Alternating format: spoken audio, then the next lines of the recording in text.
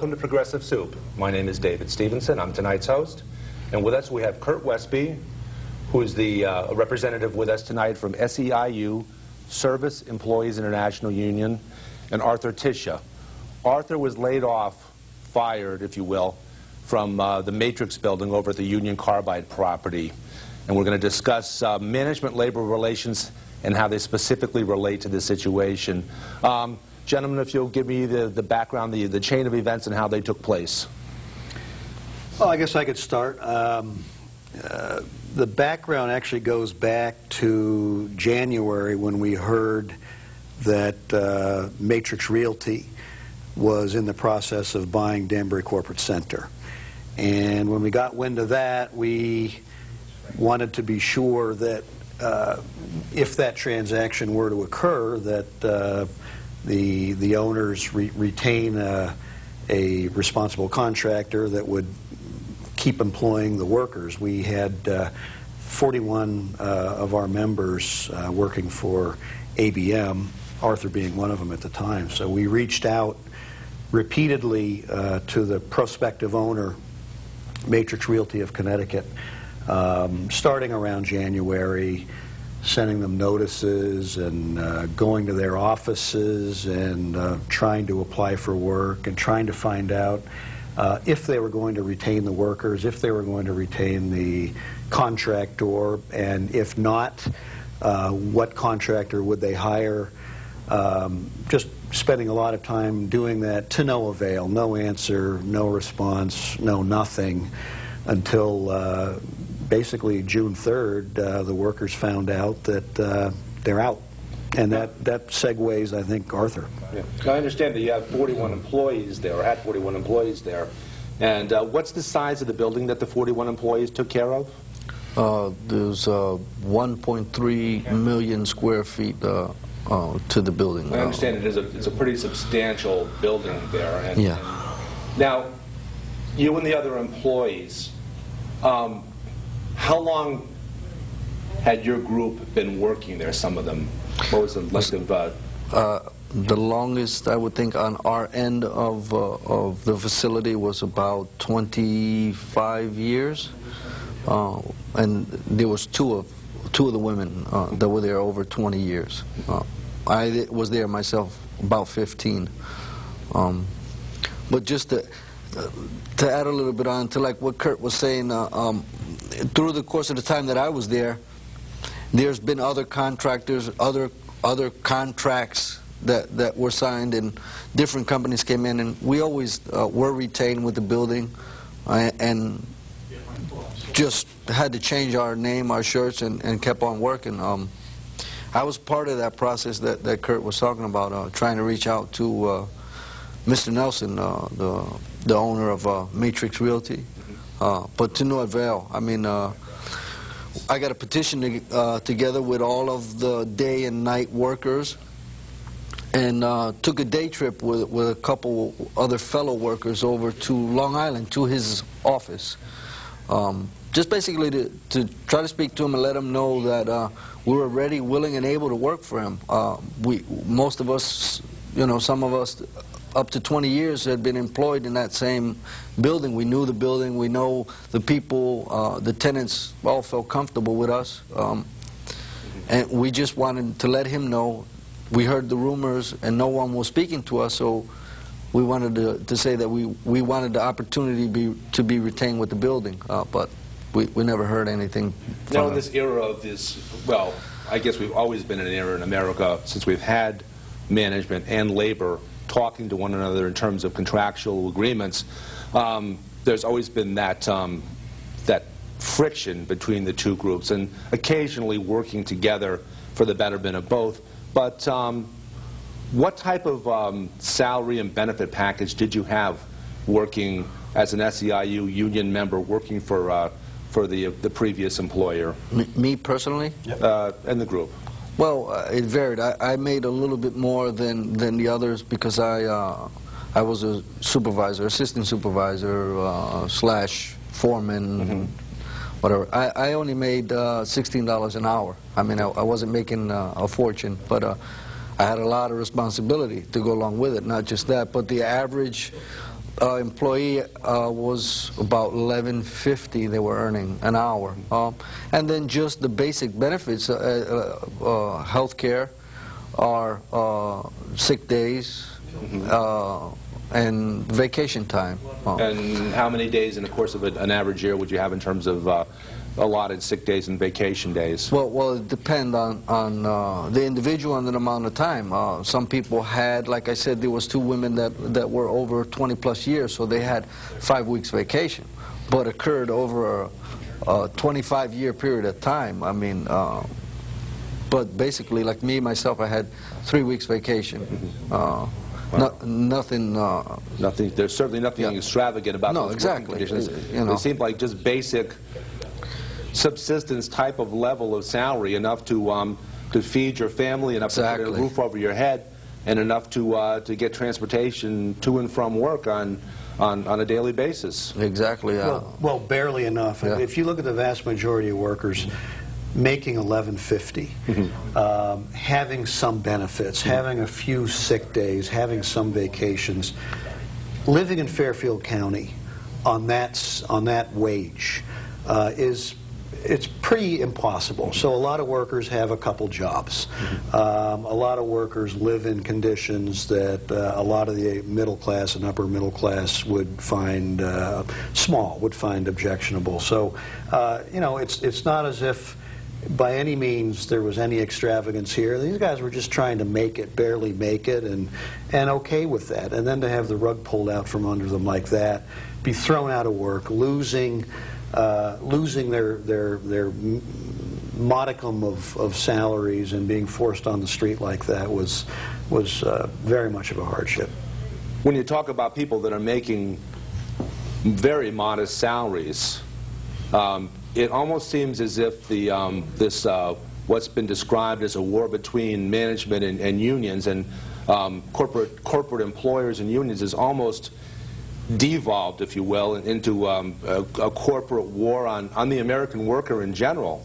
To think that I'm presuming that the people that were hired in your place, I don't know, but I would guess that if the intent was to cut back on salaries and other things, the employment situation, that probably the people that are working now in your place are probably in the $8 an hour range with no benefits. And as you alluded to, that's really, even with 2 people in a family working for that kind of money, are not making enough money even to find a half decent apartment, food on their table, if they have children, to feed their children and clothe their children, and to find transportation to and from work.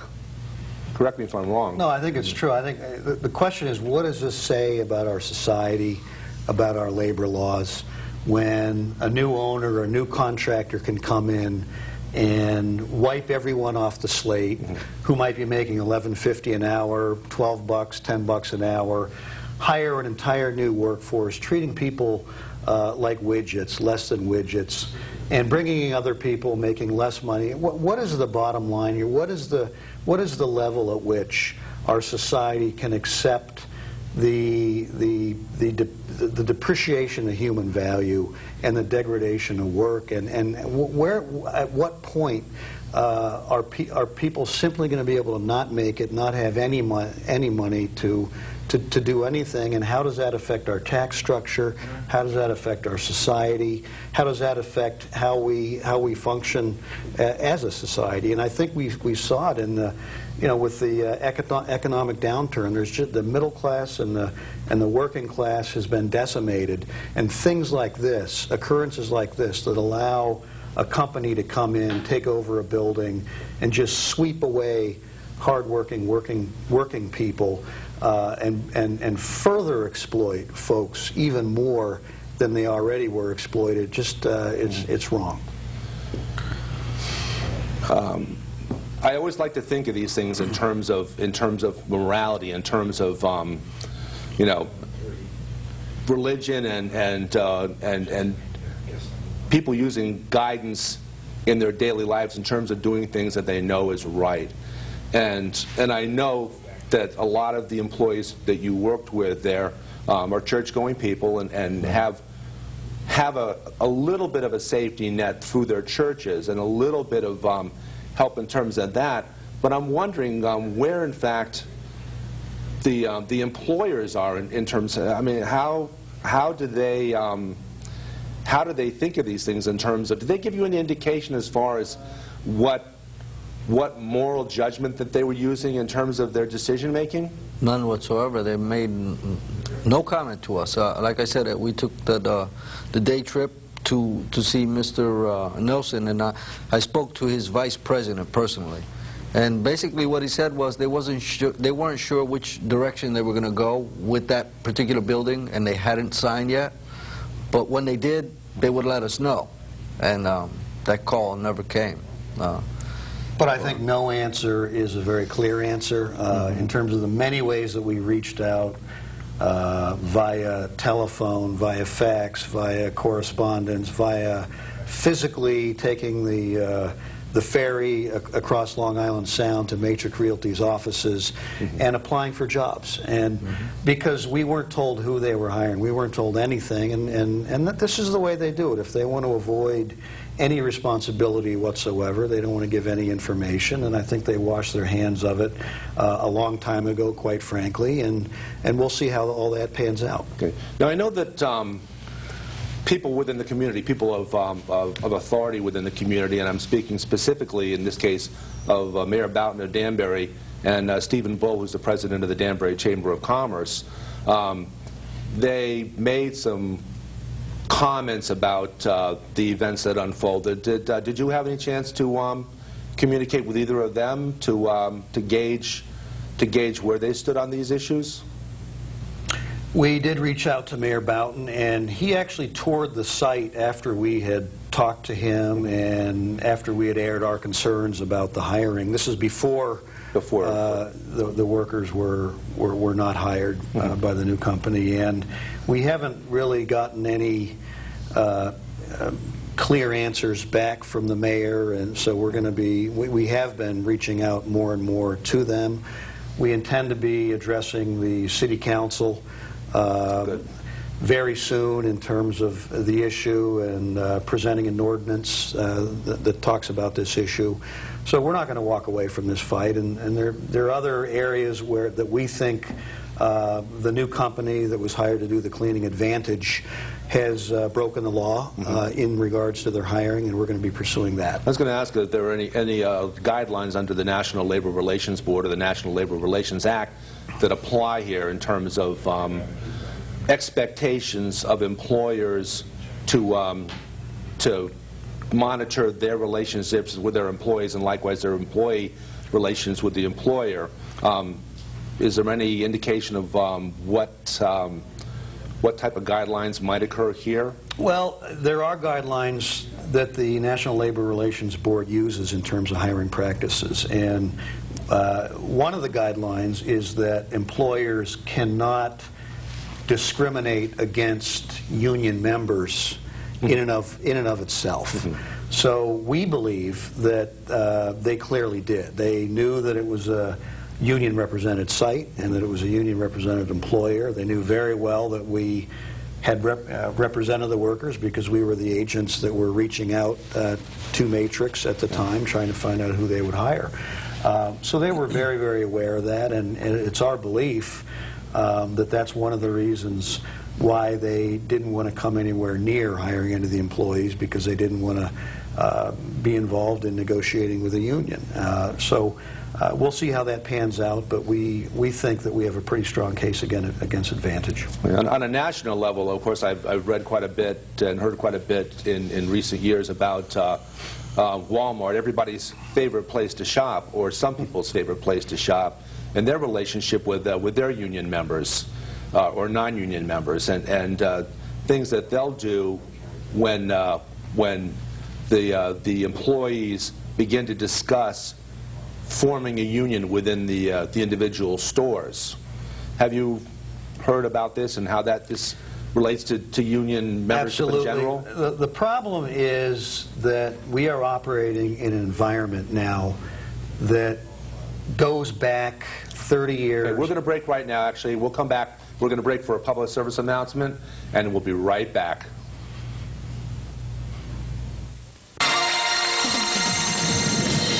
One more correct answer, and you're the big winner in the Social Security quiz. And here we go. What will the Social Security statement tell you about your retirement? A, the date you should retire.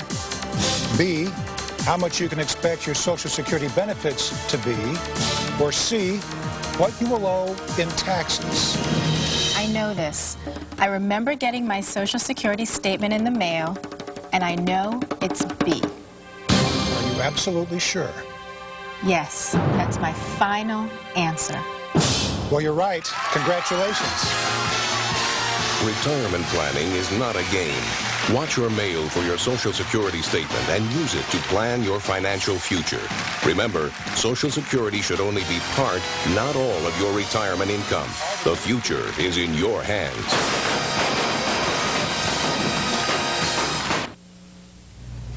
We're back with Progressive Soup.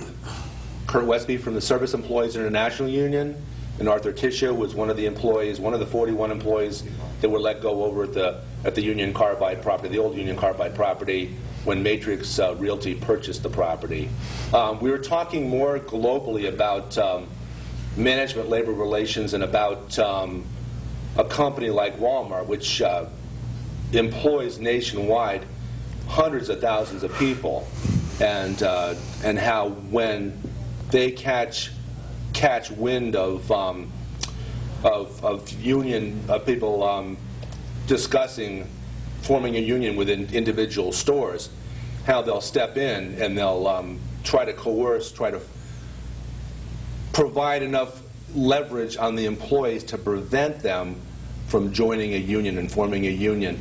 And you were telling me about how you view that. Well, clearly, the larger context is one that's been going on for about 30 years, if not longer, wherein a lot of employers, such as Walmart and a lot of others, going back to the air traffic controllers back in the early 80s with Ronald Reagan, when they fired all the air traffic controllers. Going back there, employers have felt empowered year after year in terms of taking away benefits and tramping on workers' rights. And that's why the Employee Free Choice Act legislation that's up in Congress is very important, something that will Explain that, because I know about it, but I'm sure our audience will want to understand what the Employee Free Choice Act, because they're seeing a lot of commercials on television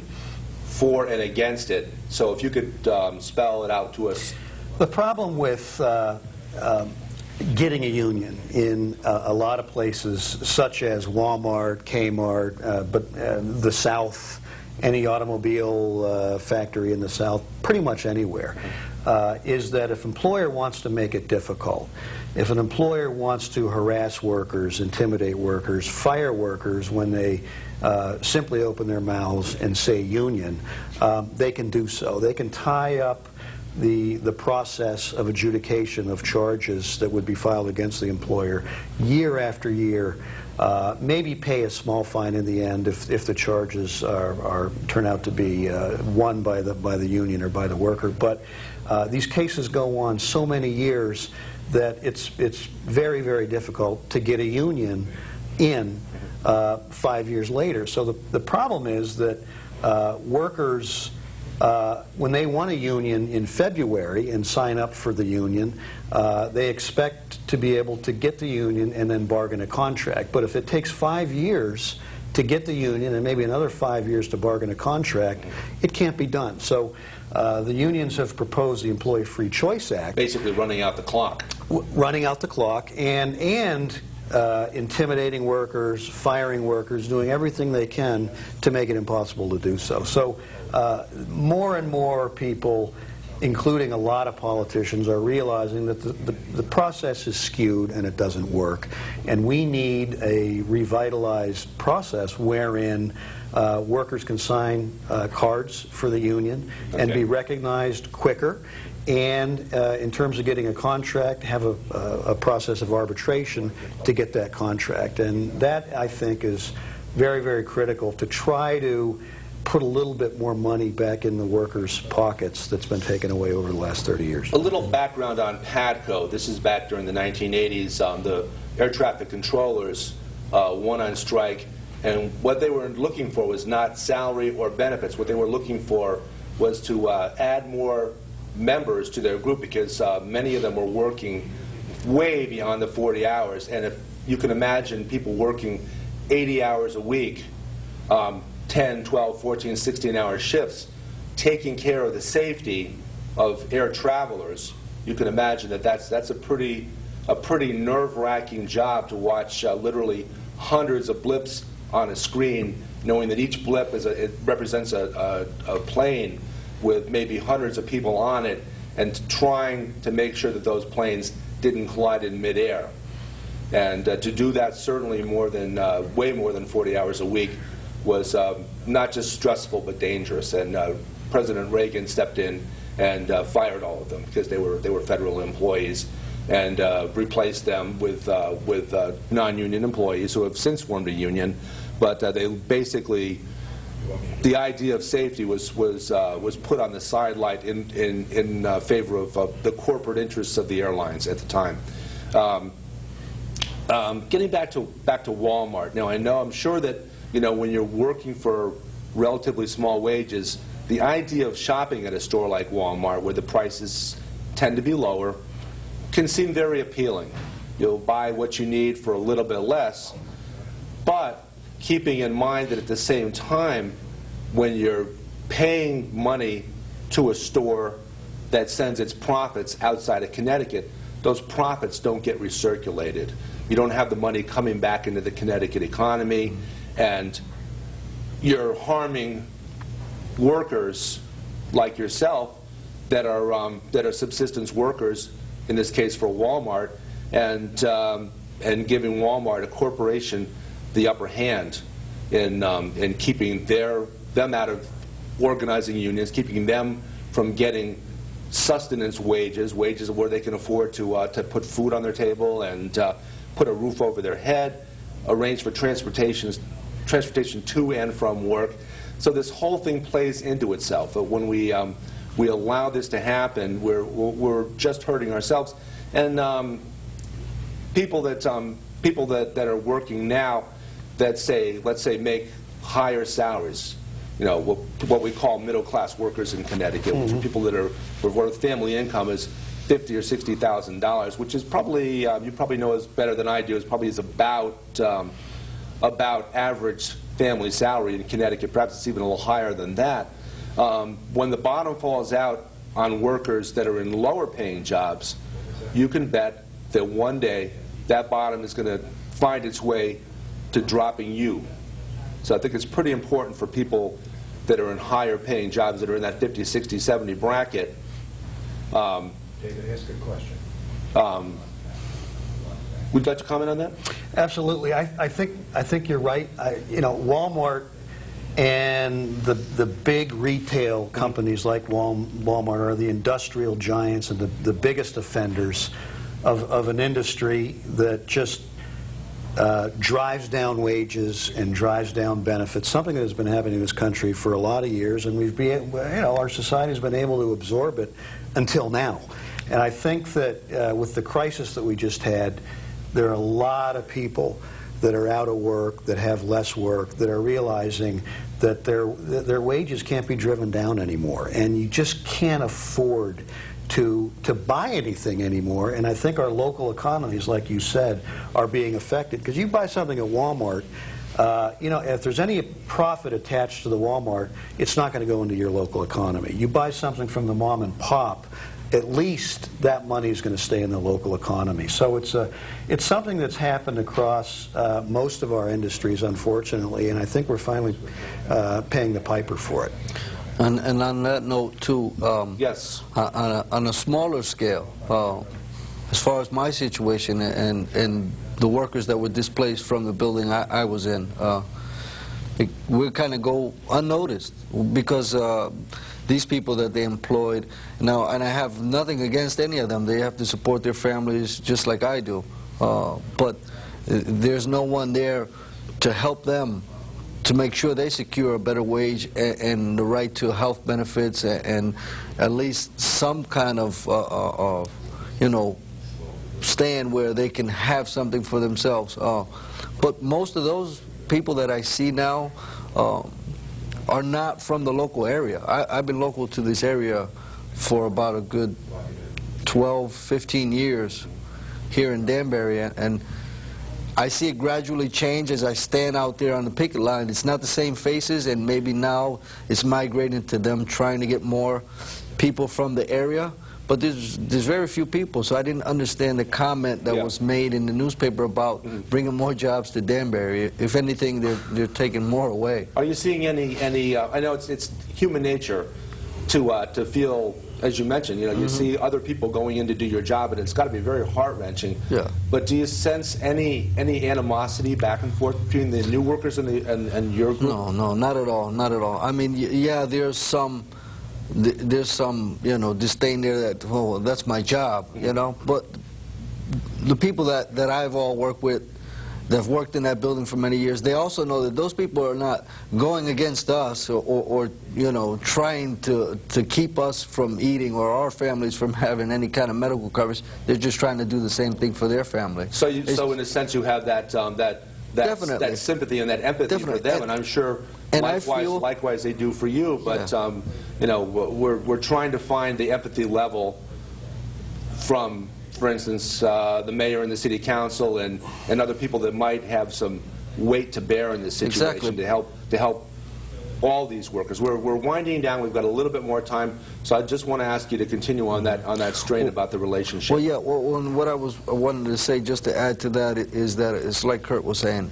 You know, most of those people are probably making $8 an hour. I mean, who can live on $8 an hour? I almost feel bad for them, knowing that their workload is probably increased, and you know, they're not making anything. I mean, you could barely pay bills with $8 an hour, let alone eat.